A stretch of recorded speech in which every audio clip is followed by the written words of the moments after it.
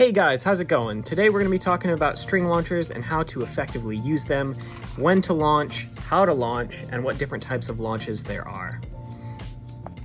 Alright, before we get into the actual launches, I'm just going to go over a couple things. The first thing is grips. So this really comes down to preference, but generally speaking, I tend to prefer carabiner grips because you kind of have better grip over the center of the Beyblade. I feel like you have more control this way versus using a traditional launcher where the Beyblade's all the way out here. So with carabiner grips, I personally feel like you get better control, but again, it comes down to preference. The other thing too is launcher rubbers. So these are kind of a handy little tool. It can give you a little bit of a handle versus using the plastic one. It also protects the edges of this handle when it snaps back from potentially snapping against this plastic. All right, as far as grip, I tend to do it with my thumb and my finger pinching the end, and that way when you come all the way out to the end, the launcher just pulls out of your fingers. So this will keep you from potentially ripping the string out, destroying the gears, and it just will let your string launchers last a little bit longer. So generally speaking, that's how I prefer to do it. You don't want to grip it like this. You'll end up ripping the handle off or potentially destroying the gears. All right, next up, we're gonna go over launching attack types. So these are more often than not gonna be on a rubber flat or R2F or LRF, but you're gonna launch them basically the same way. With attack types, you don't want a flat launch because you'll just end up going all the way around the stadium and you won't make any contact, especially against defense types or stamina types that are in the center of the stadium. And you'll just end up wasting all of the stamina.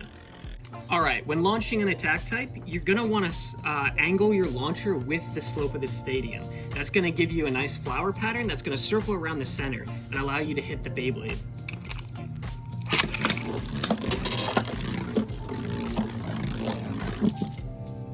This is what that looks like without a Beyblade in the arena. You see how it swoops around the center? That's what you want. It's going to allow you the most contact with the limited amount of stamina that attack types have. Now, with attack types, you do want to launch hard, but you don't have to pull it as hard as you can.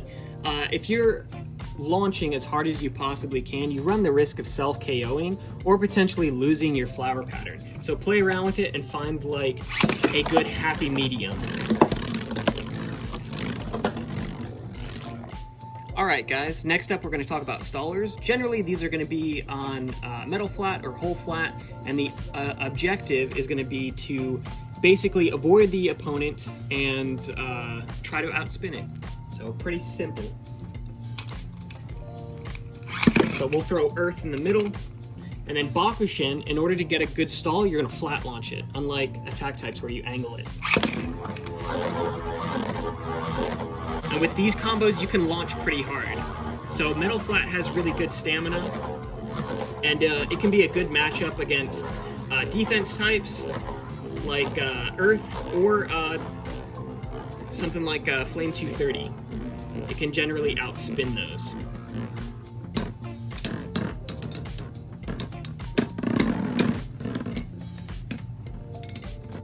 Alright, next up is stamina types. These can be launched pretty hard, so the goal is to outspin defense types with these. So stuff that's on rubber sharp or RSF, stuff like that.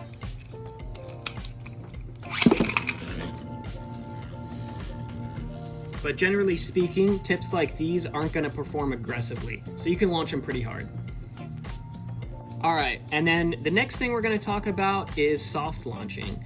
So soft launching is a good option on tips like RSF or RS or even rubber ball. So the objective with defense combos is not to launch as hard as you can and outspin stamina types or anything like that. The objective is to outspin attack types. So the thing with RSF is if you launch it super hard, it's going to be pretty aggressive. More aggressive than you want, and it's going to put you towards these outer edges. So if you're going up against an attack type, it's going to make it much easier for them to KO you.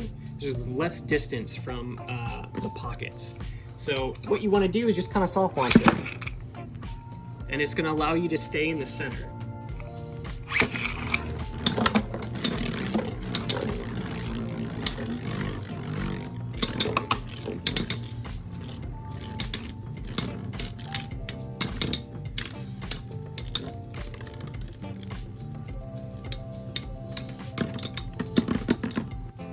The last thing I want to briefly talk about is launching spin stealers like Medio El Drago. So Medio is very light. One of the things that allows it to effectively spin steal is its weight and the rubber around it. You want to light launch these too, because if you don't, you run the risk of self-KOing, or because of the force of impact and the fact that it's got rubber on it, it can very easily get flung out. So you want to keep the launches light on Medio. Now, if you launch too hard, this is what's going to happen.